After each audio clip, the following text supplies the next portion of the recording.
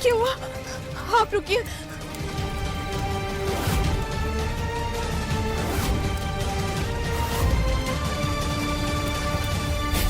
इस घाव का मरहम तो तुम्हें मिल गया, लेकिन अब तुम्हें जो घाव देने वाले हैं हम, उसका मरहम ढूंढे नहीं मिलेगा। फूली को अपना बना के रहेंगे हम। चलो फूली।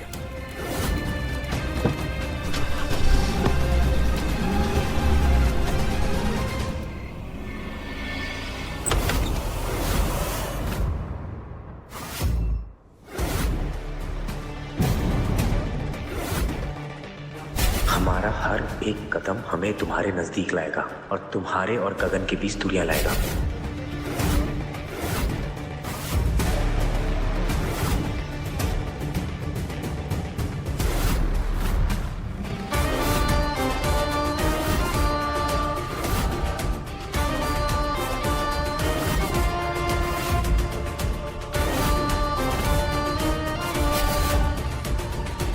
गगन, गगन प्लीज हेल्प। हम आग में फंस चुके, हमें बचाइए प्लीज। गगन,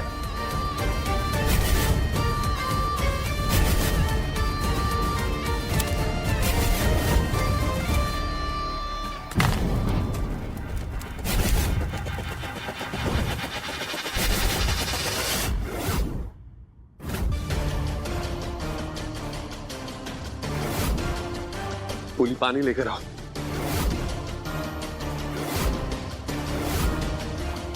फूली डॉक्टर को फोन करो, पूछो कहाँ रह गए।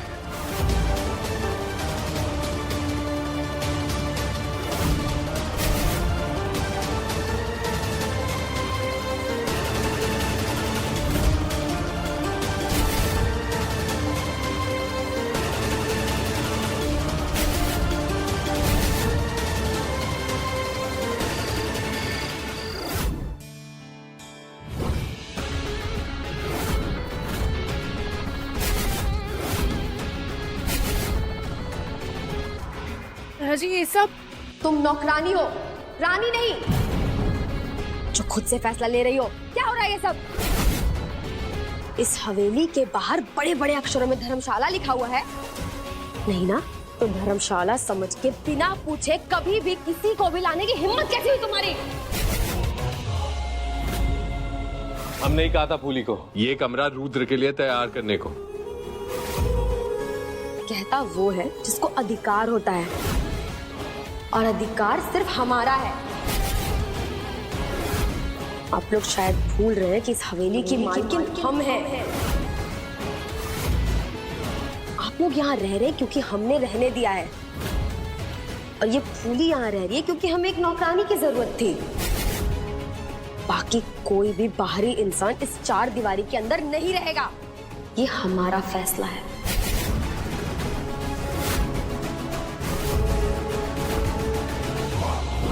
माँ हम बिल्कुल ठीक हैं, आप चिंता मत कीजिए। अरे कैसे ना करें हम चिंता आपकी। फूली के लिए आपका पागलपन इस हद तक आपके ऊपर हावी हो गया है कि आपने अपनी जान तक की परवाह नहीं की।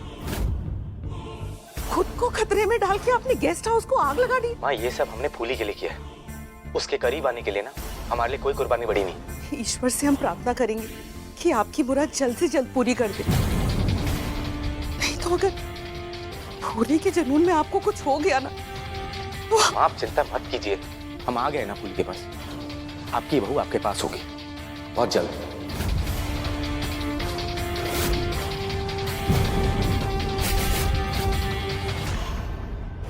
रुद्र कौन है और क्या है इससे हमें कोई फर्क नहीं पड़ता। उसका बोरिया बिस्तर उठा और फेंक दो यहाँ से बाहर।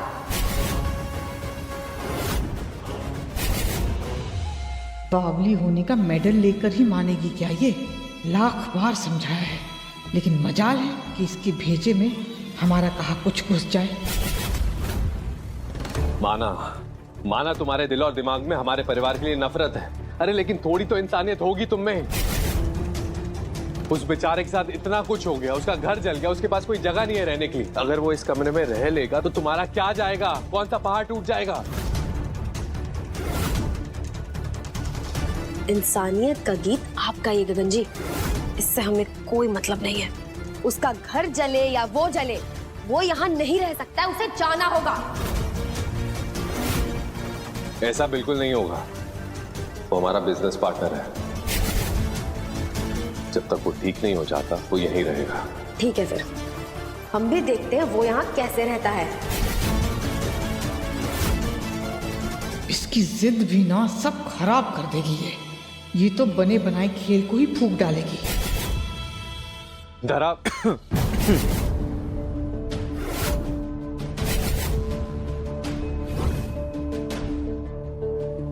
गगन, कोई बात नहीं। तुमने ऑलरेडी हमारे लिए बहुत कुछ कर लिया। तुमने हमारी जान बचाई। अगर तुम नहीं होते ना तो आज हम नहीं होते। और इसके लिए तो हम जिंदगी भर आभारी रहेंगे तुम्हारे। रुद्र, ये तुम्हारा परिवार है और हम नहीं चाहते कि हमारी वजह से तुम्हारे परिवार में कोई परेशानी आए। अगर इनकी जगह हम होते ना तो शायद हमें भी अपने घर पे ऐसे बिन बुलाए मेहमान पसंद नहीं आते। और पीठ पीछे बात करने से तो अच्छा है कि सच्चाई मुंह पे आ जाए। एंड आई एम ग्लैड ये सारी बातें हमारे सामने आ गई। और रही बात रहने की, तुम चिंता मत करो, हम कोई होटल देख लेंगे।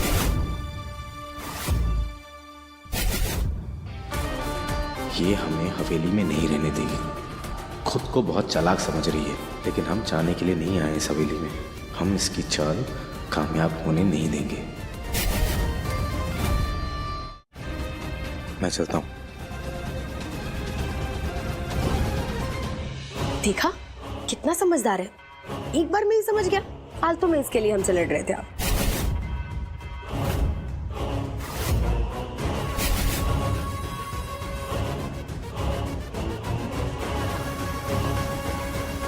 देखा आपने छोटी माँ, क्या जबरदस्त राज चल रहा है ना हमारा इस हवेली में। सर पीटने वाली हरकत करके खुद की पीठ थपथपा रही हैं आप। ये गलती मत कीजिए, रोकिए रुद्र को। ये क्या कह रही हैं आप? कहीं पैसे के लालच में पार्टी तो नहीं बदल ली आपने? इस आदमी ने हमारे मुंह पे चेक जलाया, हमारी बेइज्जती की। इसे रहने दो अपनी हवेली में। क्या हो गया आपको छोटी माँ? आपके बारे में हम अपनी राय बदलने की कोशिश करते हैं, इसलिए हर बार आपको मौका देते हैं सुधरने का। पर नहीं, आपने तो जैसे अपने पैर पर कुल्हाड़ी मारने का डिप्लोमा ही कर लिया है कहीं से। क्या मतलब है आपका? बात पसंद नापसंद की नहीं है। कहानी ऊपर से जितनी सरल लग रही है ना, उतनी है नहीं। आपने गौर नहीं किया होगा, पर हमने देखा है। ये रुद्र का ऐसे अजीब नजरों से एक टक फूली को देखना, उसके बाद अचानक से गगन बन्ना के साथ व्यापार में सौदा कर लेना, फिर उनका घर चल जाना और अब उनका यहाँ आकर रहना। ये किसी बड़ी कहानी के छोटे छोटे हिस्से लगते हैं हमें। खैर, कहानी जो भी हो, इन छोटे छोटे हिस्सों की वजह से अगर हमारी कहानी बड़ी होती है तो हमें कोई एतराज नहीं होना चाहिए ना। इसीलिए फिर से कह रहे हैं आपसे, रोकिए आप रुद्र को। देखिए धरा बेनी, इस वक्त आपका ध्यान सिर्फ और सिर्फ गगन बन्ना पर होना चाहिए। ये जो गड़बड़ी की है ना आपने, पहले इसे सुधारिए, तभी हमारी जीत होगी।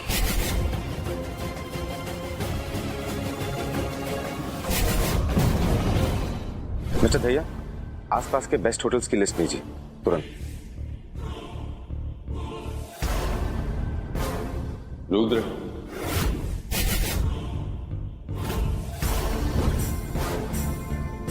रुद्र, हम शर्मिंदा हैं। ये तुम क्यों परेशान हो रहे हो? इसमें तुम्हारी कोई गलती नहीं। हम ठीक है, मैनेज कर लेंगे। I'm sorry रुद्र, एक दोस्त दूसरे दोस्त के लिए फिर खड़ा ना हो पाए, फिर दोस्ती के मायने नहीं रह जाते। हालात और वक्त ना अच्छे अच्छों को मजबूर कर देता है। लगता है तुम्हारी एक्स वाइफ को हम पसंद नहीं है। अब शक्ल से गुंडेपा वाली तो नहीं लगती, पर पता नहीं। तुम उसकी फिक्र मत करो, वो क्या बोलती है क्या करती है हमें खुद समझ नहीं आता। इसलिए हम ये बिजनेस जमाना चाहते हैं ताकि हम सब कुछ ठीक कर सकें। खैर, हम तुम्हें इस घर में जगह नहीं दे पाए, लेकिन होटल में कमरा तो बुक करवा ही सकते हैं। हम करते हैं। हेलो, हम गगन ठाकुर बोल रहे हैं। एक स्वीट बुक करिए मिस्टर रुद्र के नाम से। जी। वो अभी आएंगे। रुद्र, हमने तुम्हारे लिए स्वीट बुक कर दिया। थैंक्स। ठीक है, हमें निकलना चाहिए। I'm sorry। कोई बात नहीं।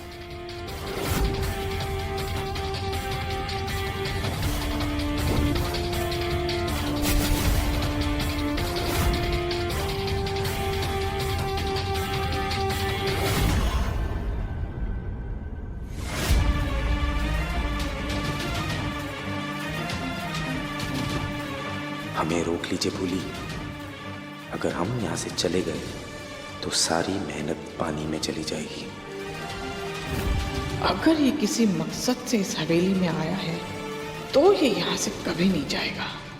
इंतजार कर रहा है कि कोई इसे रोके, और जैसे ही ये होगा ये यहीं फंस जाएगा। भूली, रोक लो हमें, रोक लो।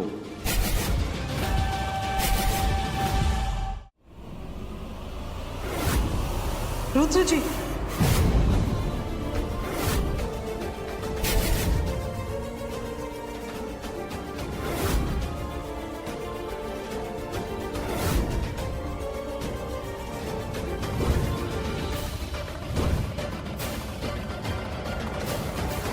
रुद्र जी, आप हमारे मेहमान हैं। आप इस तरह से, हम आपको बाहर तक छोड़ाते हैं।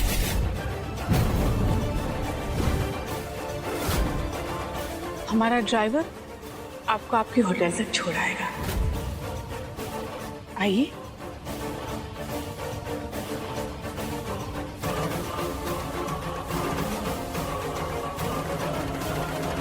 चलिए ना।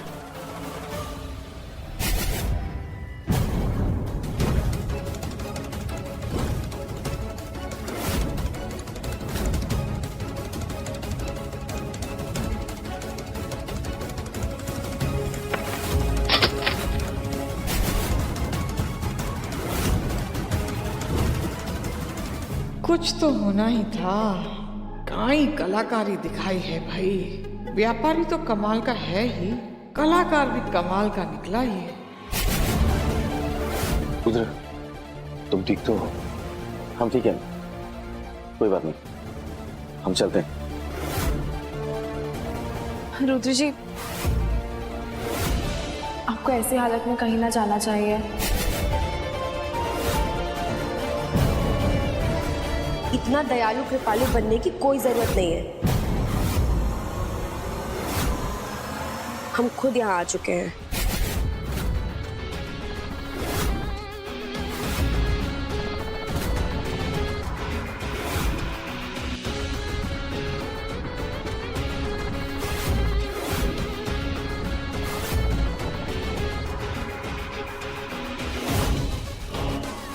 तारा, अभी आरती की थाली किस लिए? ये हमारे नए मेहमान के लिए।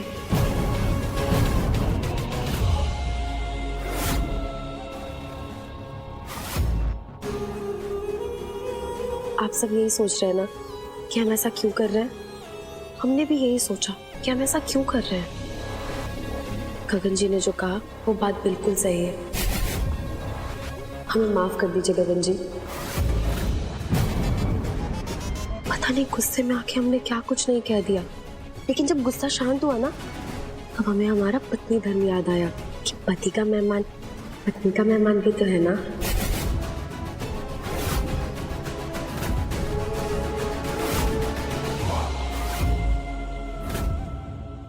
चलिए, शायद इतनी बेवकूफ भी नहीं है आप धरा। हमारी बात पे गौर किया आपने और समझ भी गई। देर आई दुरुस्त आई। रुद्र यहाँ रह सकते हैं, हमें कोई तकलीफ नहीं है। बस हमें इस बात से गुस्सा आया था कि इन लोगों ने इस हवेली में हमसे बिना पूछे ही फैसला ले लिया। बस आगे से कोई फैसला लेने से पहले हमें एक बार जरूर बताइएगा।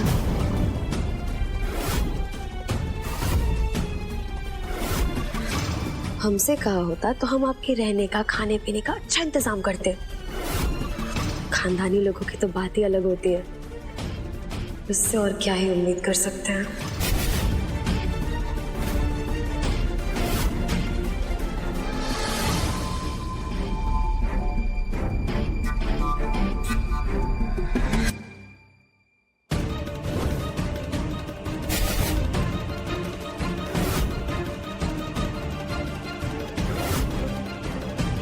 आप जाइए, जाकर आराम कीजिए, गेस्ट रूम तैयार है। रुद्र चल।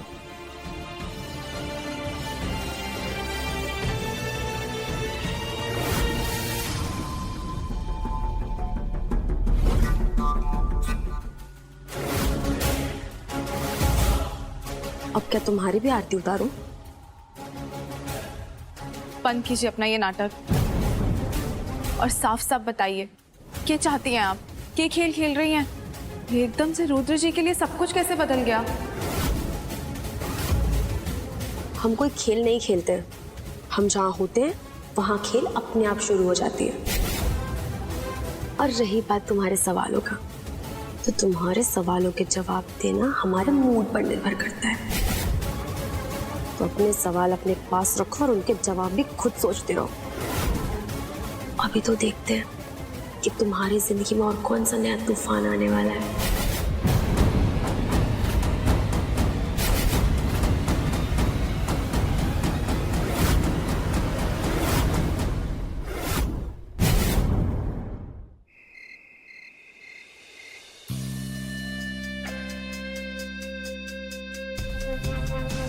एक वो चांद है जो इतना दूर होके भी हमारी आंखों के सामने है, और एक हमारा चांद है जो इतने पास होके भी इतने दूर है।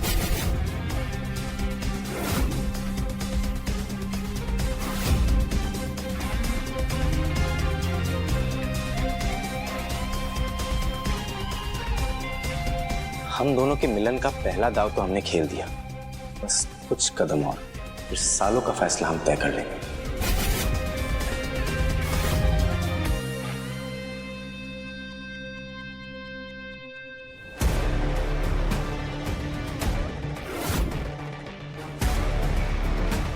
एक बार देख लेते हैं कि रुद्र घर में कंफर्टेबल हुआ है कि नहीं।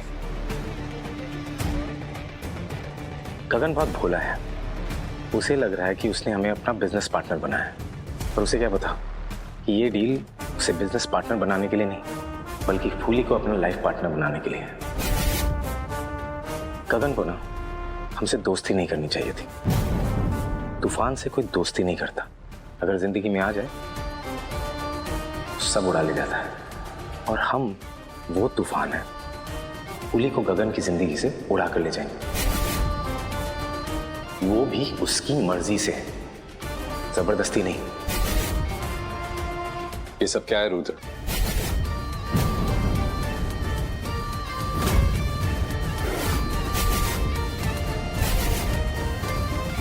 लगता है गगन ने सब सुन लिया।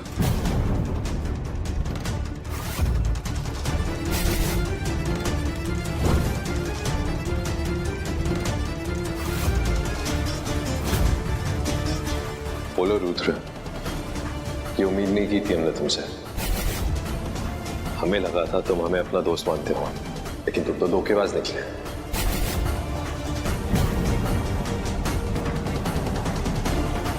गगन बता, क्या बताओगे? खाना भिजवाया था तुम्हारे लिए, एज इट इज पड़ा हुआ है। ना खाना खाया है, ना आराम कर रहे हो। अगर तुम हमें अपना दोस्त मानते हो और इसको अपना घर, तो ऐसे नहीं रहते जैसे होटल में रह रहे हो।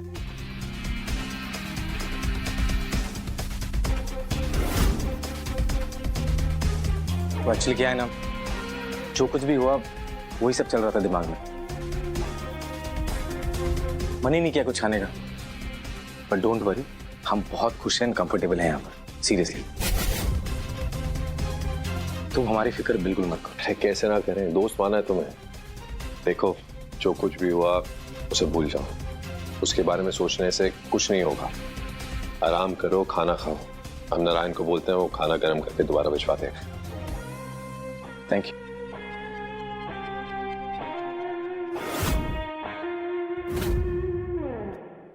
हमारा फोकस ना आराम है ना खाना पीना, हमें बस अपने मकसद को हासिल करना है, जल्दी से जल्दी।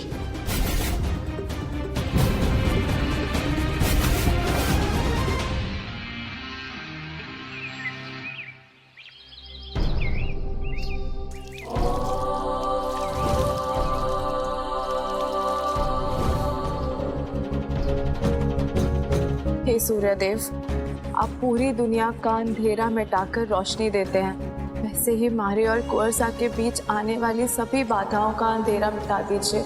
ऐसा ही हो फूली बिटिया। प्रणाम पंडित जी। प्रणाम। आप यहाँ? बिटिया, आज के दिन से बेहतर और कौन सा दिन हो सकता है हमारे यहाँ आने का। आज मकर संक्रांति है।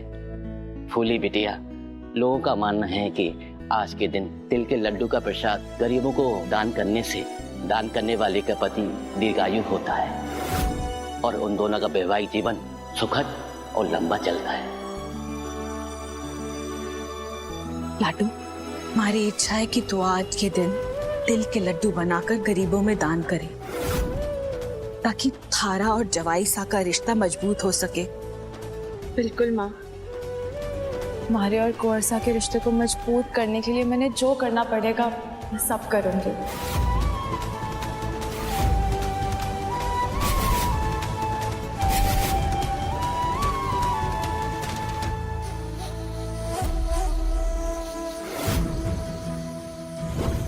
रुको, ये सब क्या है और कहाँ लेकर जा रही हो? छोटी बींदनी ने मंगवाया है। नो, फूली ने ये सब क्यों मंगाया? आज मकर संक्रांति है और फूली बींदनी तिल के लड्डू बनवाकर गरीबों में दान करना चाहती है, जिससे माँ संक्रांति का आशीर्वाद उन पर और कुंवरसा के रिश्ते पर बना रहे। हम भी देखते हैं कि फूली ये लड्डू कैसे बनाती है। अगर किसी का रिश्ता मजबूत होगा वो हमारा और गगन जी का होगा। आज असली त्योहार तो हम मनाएंगे जब इन्हीं लड्डुओं की वजह से फूली जेल जाएगी।